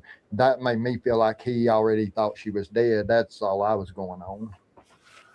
but your opinion, do you still feel this accident cover up? No, I don't feel like that now. I seriously still feel like it was drug debt myself. Okay, so walk me through that. Why do you feel that? It's one thing to Okay, I agree with Lisa Durr. I really do. I do. Because we've already heard Fred said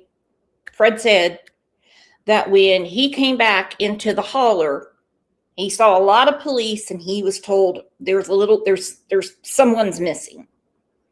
Okay. Now, I don't know how this information got back to Dawn, but just like he confronted Dudley, just like Kent confronted Hunter, I believe everybody was trying to do damage control. I need to know what you told the police. say it, and it's another thing to connect the dots as to why you believe that. Well, after I got to Knoxville and stuff, I ran into a boy named Dennis Smith, and he was in the same halfway house as I was, and I was actually listening to something about Summer Wells on YouTube, and he's like, she's not missing like people thinks.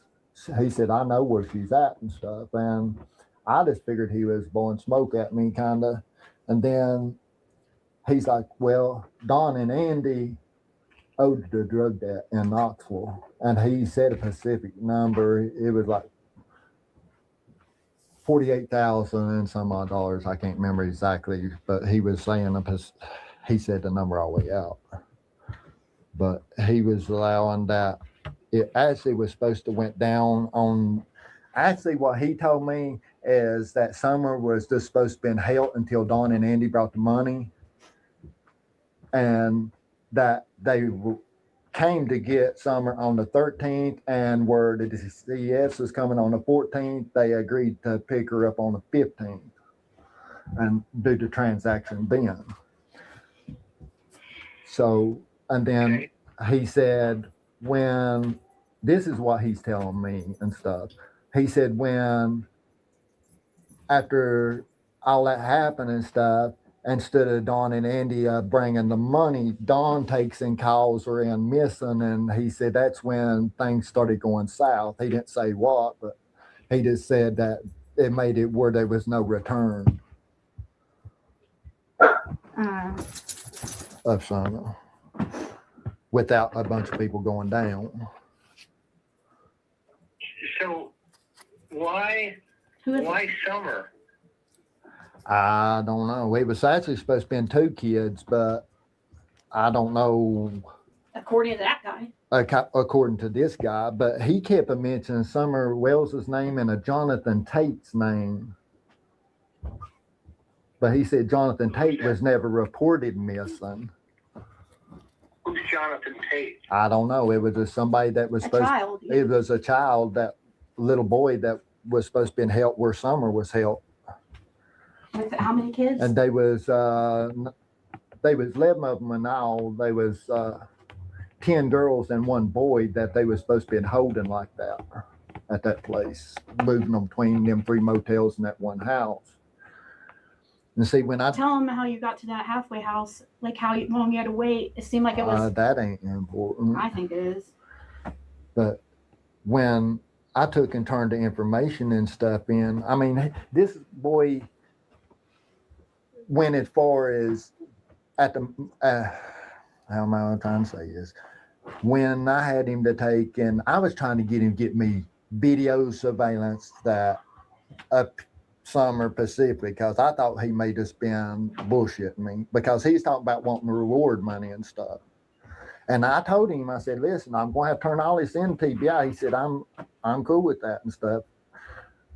And I'm like, well, I want you to send me actual video if you can get in the motel where she's at, in which he let on like he could, because he let on like his girlfriend Colleen at the time was actually taking care of the kids and stuff when they was moving them from motel to motel. But okay, so Fred tells Ziggy, she goes, I think it's important. He says, I think it's not. That, in my opinion, tells me that Fred knows a little bit more as to why he says it is important. Because he goes, well, I think it is. It was kind of funny, not going to lie. Not going to lie, it was a little funny, even considering the subject matter. What motels? Who are these people? And if there is an ounce, and I mean 1 word of truth in this, how deep is it? How deep is it? only thing that he would send me would be voice clips and stuff, supposedly Summer talking, which on one of the recordings with her talking, him kind of talking to her about how old she was and stuff. She kept saying that she is 9 at that time. And this was in 2024, May, I think it was, of 2024 and stuff. But the little girl that he was recording and stuff in his motel was talking about Dawn, her being her dad, and this and this and this and this.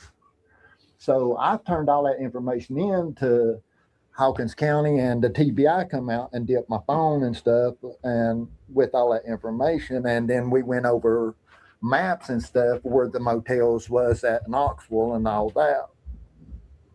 And they actually, about a week after that information was turned into. Okay. I have to pause Fred for a second. And I want you guys to share this, if you don't mind, and go through it with me, because I find it to be pretty significant considering the sheriff is talking to who I don't know, because I don't know who to give credit to. If you guys know, please put the credit in. Ronnie's pretty aware of a few things. However, he's saying there's no crime in going to Knoxville. I don't think there's a crime going anywhere unless you have some kind of very strange agenda. I don't know the original person or, oh, geez, Brooks, nobody wants to hear from you. People in air quotes say creator that captured this marvelous conversation from Ronnie Lawson. It seems it's more apparent every day that he might be a little more on Dawn's side than Summer's side. And remember, in air quotes, might be. So I'm not sure who to give credit to. This has been clipped a few times, but I don't know the original person that captured this phone call. Maybe it was on the news. I can't find it. Anyhow, I'm just going to give credit to everyone that found it and sent it to me. So please listen to this and just tell me what you think. Around showing y'all everything where wells were and where wires and we're a wire for you. No, I didn't think so. yeah. See, why can't we tell stuff like that? Not we, but y'all. It's insignificant. The more you stir stuff, the worse it gets. Yeah. When you keep going, YouTubers get crazier, and it's just. You know, he went on.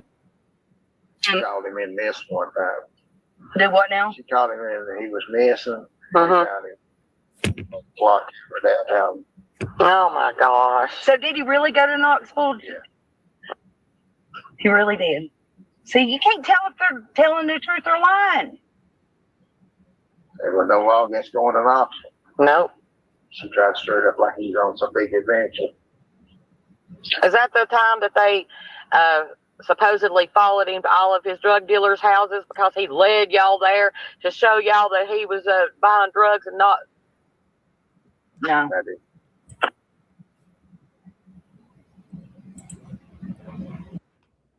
All right, listen to it again.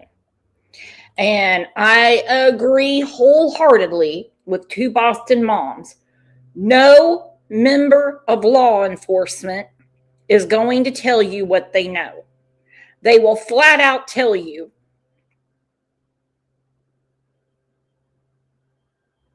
yeah, they're cooperating. And they know in their heart of hearts they're not. They know. They are certainly not going to tell who is possibly a criminal informant. They're just not going to. And I know some people say, that's not true. They have to tell you, Brooks. Brooks, they have to tell you. They don't have to tell you shit, even when it's about you. That's called evidence to provide to a jury. That's called putting a case file together. He says there's no crime in going to Knoxville. No one said it was. But if Don says he's going down there to buy drugs to prove to the police that he didn't need to sell his daughter for drugs, maybe, just maybe, that's something you need to look into. Let's hear this again in case I missed something. I didn't think it did. All right, I do really have a question. This goes back to Fred. Did Fred ride with your department around showing y'all everything where wells were and Where wires? and we're a wire for you? No. I didn't think so. Yeah. See, why can't we tell stuff like that? Not we, but y'all. It's insignificant. The more you start. He says it's insignificant. Okay, I don't expect anyone to tell us who is wearing a wire and who isn't. That stuff comes out much, much, much later. But this whole there's no crime in going to Knoxville to buy drugs, or as YouTube wants to say, rugs. That's what he said. No crime in going to Knoxville. That's not the question. And I do not know this woman's voice. I do not know who she is. So please, I don't need to know. Just listen to what Ronnie is saying. Certain stuff, the worst of the year. Yeah. Keep going. YouTubers get crazy. Kathy Gordon, I would love for you to grab the link. Fred is telling the truth about turning info into law enforcement because I took him there and witnessed the whole conversation. You are more than welcome to come up and say something if you can. Here, it's just You know, he went on. she called him in missing one time. Do what now? She called him in that he was missing. He Uh-huh. got him on the block for downtown. Oh my gosh. So did he really go to Knoxville? Yeah. He really did. See, you can't tell if they're telling the truth or lying. There was no This is what's interesting to me. Ronnie is saying the Ronster monster, okay, he's going to deny a wire. He's going to deny things like that because he would be really stupid to tell the truth. Hell, there was a case this morning on our local news, has nothing to do with Summer Wells, about a man that was a criminal informant that was forced by the OSBI to testify. But the one thing he couldn't say is who asked him to turn in the evidence, who asked him to wear the wire. This case has been going on for a while. But Kathy Gordon, we know who she is, says he's telling the truth because she took him there and she heard the whole conversation. And they always have to protect the narcs. dog that's going to Knoxville. Nope. She tried to stir it up like he's on some big adventure. Is that the time that they supposedly followed him to all of his drug dealers' houses because he led y'all there to show y'all that he was buying drugs and not? No. That is. I didn't think it did. All right, I do really have a question. This goes back to Fred. Did Fred ride with your department around showing y'all everything where wells were and Wire wires? and were a wire for you? No. I didn't think so. Yeah. All right, so Ronnie's saying Fred never wore a wire for him. My goodness. And there's no crime in going to Knoxville. Who called and said someone was missing? And this isn't, they're not talking about Summer in this conversation. Very convoluted, very convoluted.